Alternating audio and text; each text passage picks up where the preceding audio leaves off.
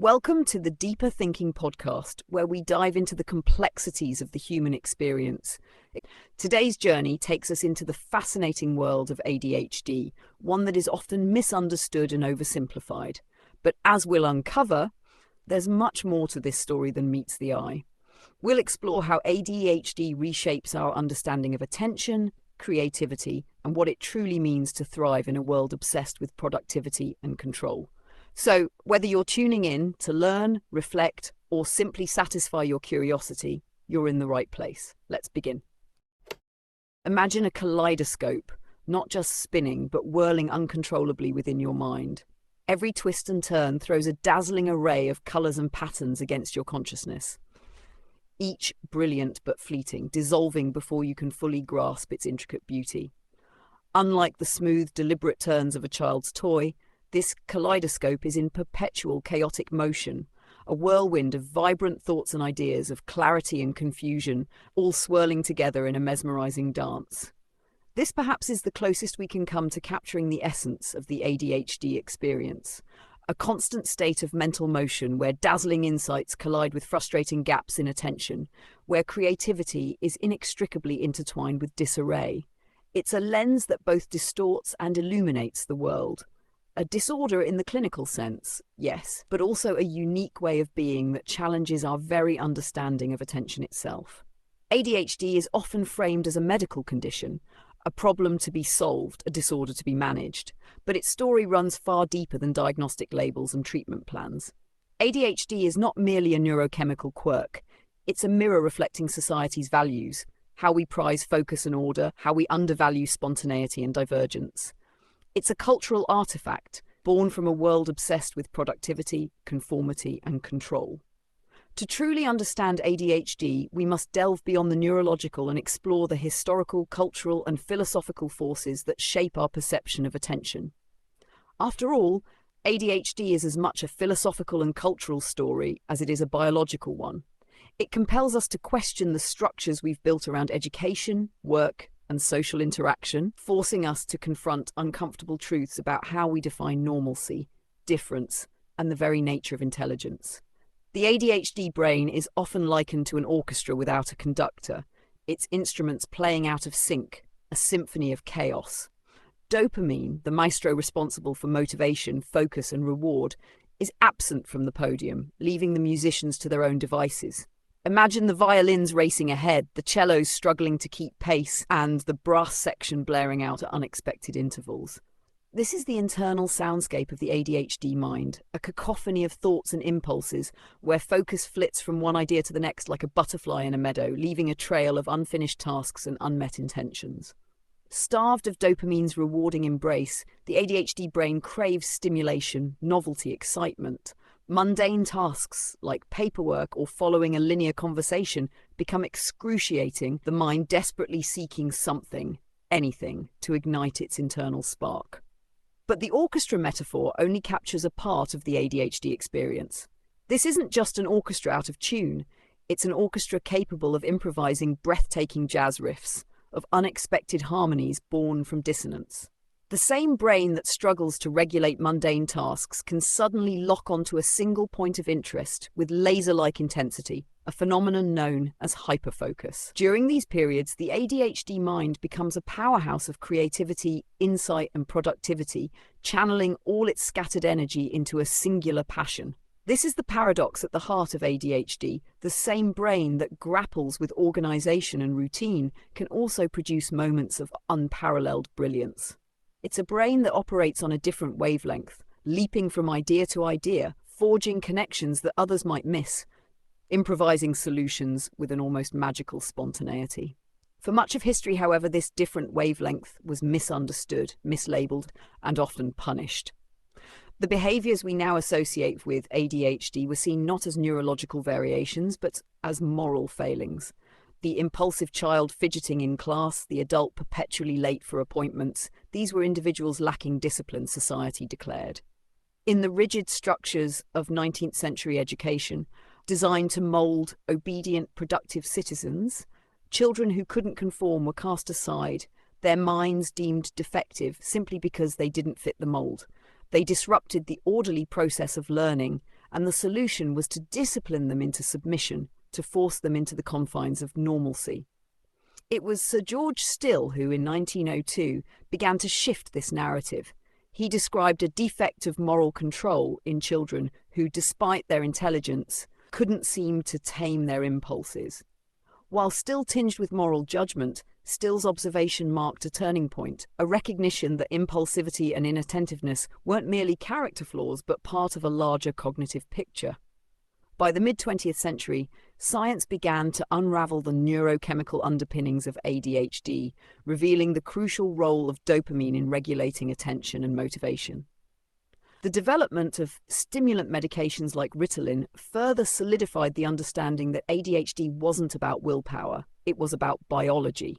But even as ADHD transitioned from moral judgment to medical diagnosis, new questions arose. Was ADHD merely a dysfunction to be treated with medication, or was it something more?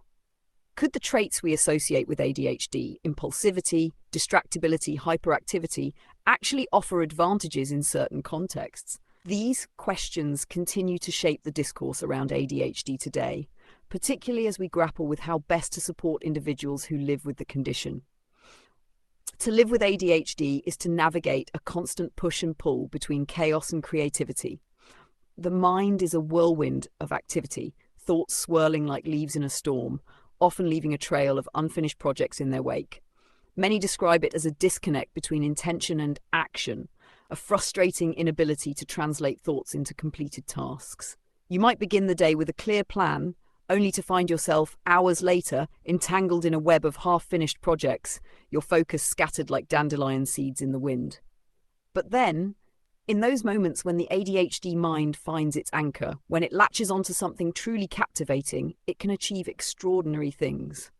This is where the paradox of ADHD shines most brightly. Take Leonardo da Vinci, often cited as a possible historical example of ADHD. His notebooks overflow with unfinished sketches, fragmented ideas, and projects that never came to fruition. Yet despite, or perhaps because of, this inability to focus on any one thing for long, his genius spanned painting, anatomy, engineering, and architecture.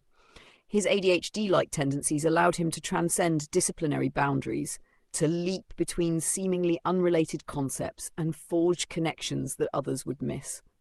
Da Vinci's brilliance wasn't a product of linear, focused thinking. It was born from a restless, ever-curious mind, constantly in motion, constantly exploring. Modern society, however, often struggles to accommodate minds like Da Vinci's. Our schools, with their emphasis on conformity and standardized testing, rarely cater to children who thrive on novelty and creative exploration. ADHD children are often misunderstood in these environments, struggling with the rigid schedules and repetitive tasks that form the bedrock of modern education. This can lead to a cycle of frustration, failure, and self-doubt, as these children internalize the message that they are somehow broken, that their inability to conform is a personal failing rather than a reflection of a system that was never designed for them. The psychological toll of this mismatch can be immense, especially when ADHD goes undiagnosed. Many individuals, particularly women and minorities, are diagnosed with ADHD well into adulthood, having spent years struggling to meet the expectations of a world that rewards focus and discipline. For them, a diagnosis can bring a sense of relief, finally offering an explanation for years of frustration, anxiety, and self-doubt. But it can also bring a sense of grief, a mourning for the time spent fighting against their own brains, for the missed opportunities and strained relationships caused by misunderstandings. Women, often diagnosed later in life due to the misconception that ADHD primarily affects young, hyperactive boys, often describe feeling out of sync with the world, their struggles dismissed or attributed to character flaws rather than neurological differences. It's a process of re-evaluating the past through a new lens, one that acknowledges the cognitive differences that have shaped one's life, leading to a complex mix of relief and regret. This tension between relief and regret is mirrored in the ongoing debate about ADHD treatment, particularly the use of stimulant medications. Medications like Adderall and Ritalin have become cornerstones of ADHD treatment, offering many individuals a newfound sense of stability and focus. Parents hesitate, uncertain if the label of ADHD carries a burden or misrepresents their child. There's a reluctance to confront what they may not fully understand, a hope that perhaps this is just a phase or that their child will find their own way to cope. Yet beneath this resistance lies the potential for profound relief. The right treatment doesn't reduce a child to a diagnosis. It liberates them from the invisible weight of distraction, impulsivity, and anxiety. It offers a kind of clarity that allows them to sit still, not because they are forced to, but because their mind is finally calm enough to choose focus. In those moments, they no longer live in fear of their own impulses or the shame that follows, where a child can finally focus in class, enjoy a movie without distraction, or simply live without the anxiety that at any moment they might do something impulsive and unpredictable. The weight of that unspoken fear, the shame that follows when their body or mind acts beyond their control, begins to lift.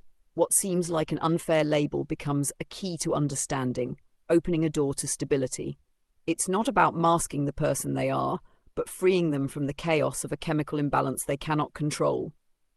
Direct experience has shown that taking Ritalin is like putting on glasses for the mind. Suddenly, the blurred edges of thought come into sharp focus. Where once chaos reigned, clarity cuts through the haze. Ideas that once scattered now align, and the world itself snaps into view, crisp and precise. The neurodiversity movement challenges this notion, arguing that ADHD, like other forms of neurodivergence, is a natural variation in human cognition, one that comes with its own set of challenges and strengths. From this perspective, the goal isn't to fix ADHD individuals, but to create a society that values cognitive diversity and accommodates different ways of thinking. Schools would embrace multiple learning styles, allowing ADHD children to engage in hands-on, creative projects that play to their strengths. Workplaces would adopt more flexible policies, recognizing that some employees thrive in environments that offer novelty and autonomy. The story of ADHD is not just a personal one. It's a societal narrative that reflects our values and raises profound questions about how we define intelligence, success, and worth. It forces us to confront the limitations of our current systems, educational, economic, and social, which often favor a narrow view of productivity and attention. In doing so, ADHD reveals the need for change, challenging us to imagine a world where difference is not just tolerated but embraced as a source of strength. The concept of control, both over one's own mind and by societal forces, is a recurring theme in the ADHD narrative. We live in a world where attention is increasingly commodified, where the ability to focus on a single task for hours on end is held up as a gold standard of productivity and success. From classrooms to workplaces, we are conditioned to believe that sustained attention, meticulous planning, and unwavering adherence to routines are not just valuable but essential for achieving our goals.